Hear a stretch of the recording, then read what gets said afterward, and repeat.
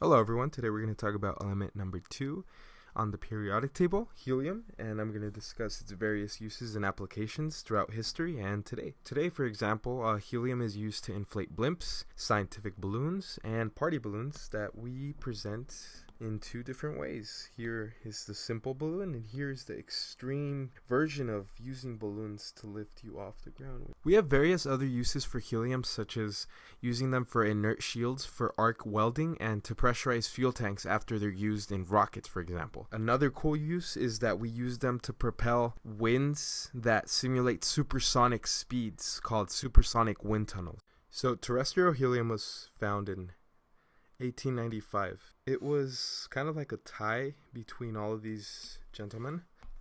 So Norman Locker, Purry Jansen, Theodore Cleve, and William Ramsay. These were the gentlemen that discovered helium before anyone else. You may ask, how does an element like helium, a gas, get collected, or how do you get enough of it to be able to say, this is a new element, let's name it? Well, these gentlemen all used a similar process in which they took a rock that contained uranium oxide, UO2, so UO2, uranium oxide, or more appropriately, uranium dioxide, because there are two oxygen in the formula. So UO2 was dipped into acid. And acid, what it does is it deprotonates.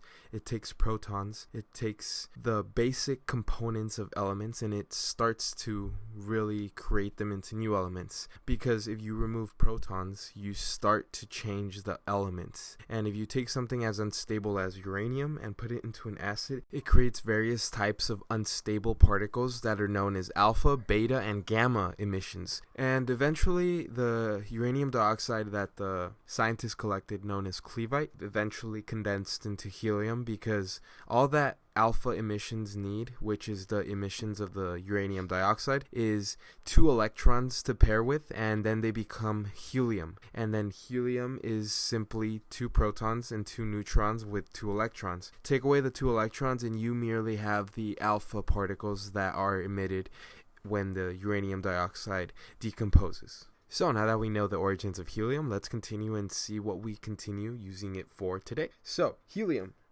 is used for welding, and welding is very important in today's day and age because it connects metals together. So let's go ahead and zoom in to this image right here, and let's take a look at what we use helium for. When it comes to welding, we use welding as a means of putting 2 metals together that wouldn't previously be together by nature. So we do that by heating up the metals to the point of melting, and then we use the liquid metal to connect that melted metal between the 2 previously unconnected metals. And so the filler rod here is the metal that we melt with the help of the acetylene. So the acetylene here is propelled through here. It goes here. Acetylene is made out of C2H2, which is 2 atoms of carbon and 2 atoms of hydrogen. And those 2 atoms of carbon and 2 atoms of hydrogen are very, very fast, very hot. And they're combining with the surrounding environment and heating up to the point of creating this flame here. So this green flame is combining the metal from the filler rod, and it's creating the welding that is necessary. And as the ethylene comes down here, it creates so much heat that the oxygen from the air, there's oxygen in the air, and it wants to combine with the metal because metal likes to give up its electrons very easily. And what oxidation is the oxygen taking the electrons away from the metal, which it easily wants to give up. So to prevent that, we use noble gases. In this case, helium, the noble gas that we are discussing in this video, is used apart from argon and various other noble gases. The reason it's important is because it doesn't combine with itself and any other element in the periodic table, which makes it very useful for preventing oxidation of the metal with the oxygen in the air. And that's why we use it for welding. That's one of the specific uses of helium in today's day and age. So we'll go ahead and continue with helium and the origins of the element itself and its used for everyday life and how we extract it for our everyday uses. So let's go ahead and go over to a mining image.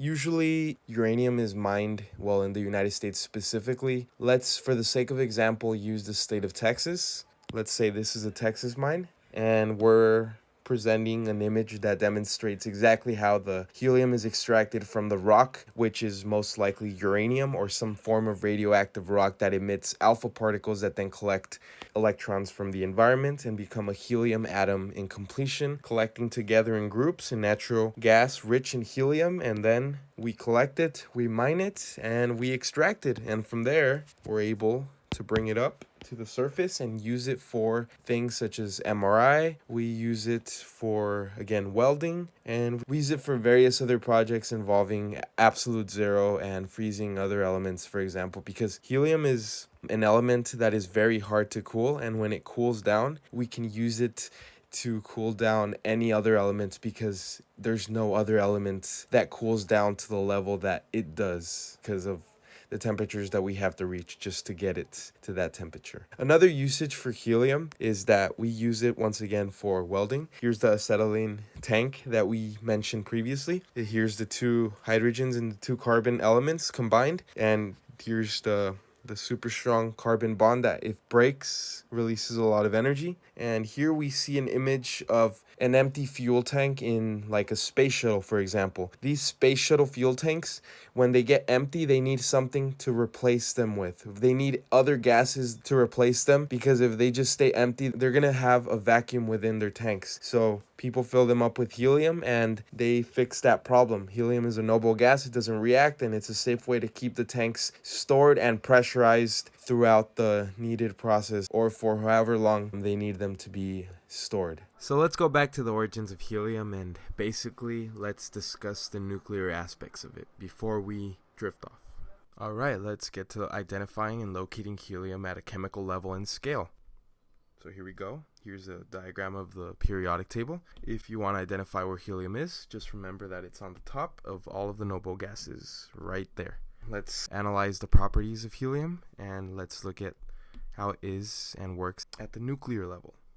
So here is an atom of helium. It's composed of two electrons, 2 protons, and 2 neutrons. So let's get rid of those. All you really need to remember here is that what creates the identity of any atom, and specifically helium in this case, is the amount of protons that it has in its nucleus. It doesn't matter if it has a different amount of neutrons or even a different amount of electrons. As long as it has 2 protons that we can identify it and locate it to its nucleus right here, it will be identified as that element. In this case, we can confirm and conclude that this element is helium because it has 2 protons right there and right there. And up here is just another demonstration of how helium can be presented or seen. Again, we see 2 protons that identify the element as helium. So that concludes our presentation on helium and its various functions and history and what it can do for people, and what it continues to do to help save lives and improve them. And it's nice to know that element is on our side and helps us do the things that we like to do and need to do in our daily lives. Because as we will continue to see and learn about each element in the periodic table, not all of them are as friendly and as kind as this element here, the noble gas helium. Thank you for watching, and have a great day.